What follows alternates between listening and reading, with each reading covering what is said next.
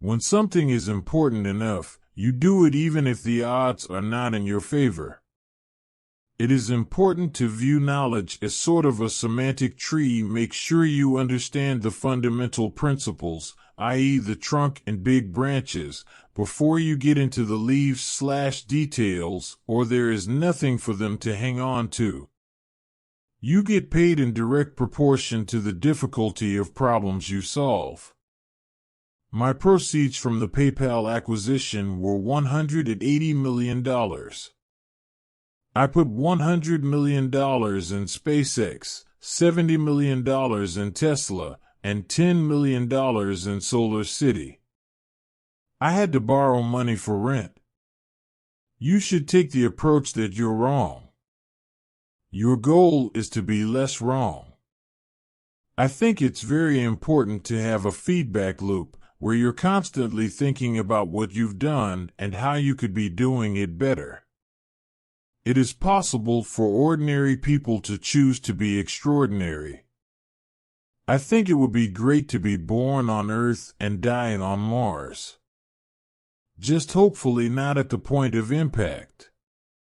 Constantly seek criticism.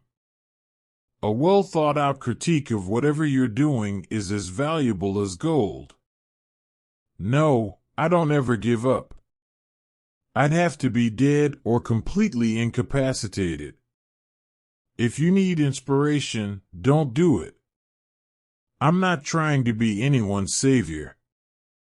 I'm just trying to think about the future and not be sad. The first step is to establish that something is possible, then probability will occur. The idea of lying on a beach as my main thing just sounds like the worst. It sounds horrible to me. I would go bonkers. I would have to be on serious drugs. I'd be super duper bored. I like high intensity. When something is important enough, you do it even if the odds are not in your favor.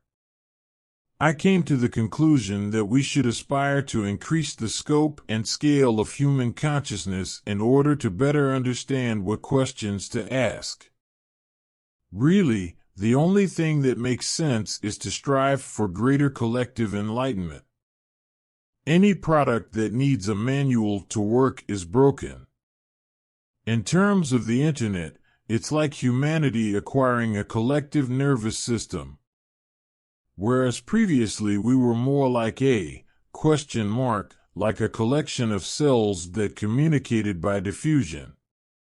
With the advent of the internet, it was suddenly like we got a nervous system. It's a hugely impactful thing. One of the really tough things is figuring out what questions to ask. Once you figure out the question, then the answer is relatively easy.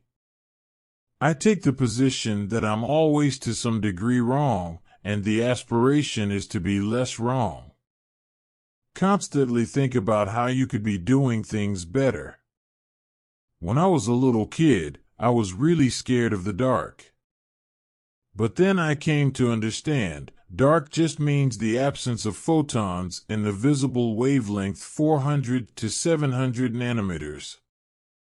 Then I thought, well, it's really silly to be afraid of a lack of photons. Then I wasn't afraid of the dark anymore after that.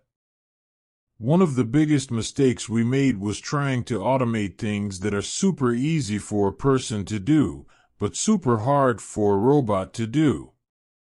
Every person in your company is a vector. Your progress is determined by the sum of all vectors.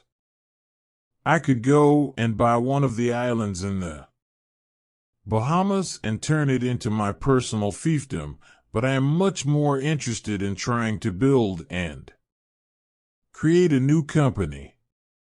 They were building a Ferrari for every launch, when it was possible that a Honda Accord might do the trick. Life needs to be more than just solving problems every day.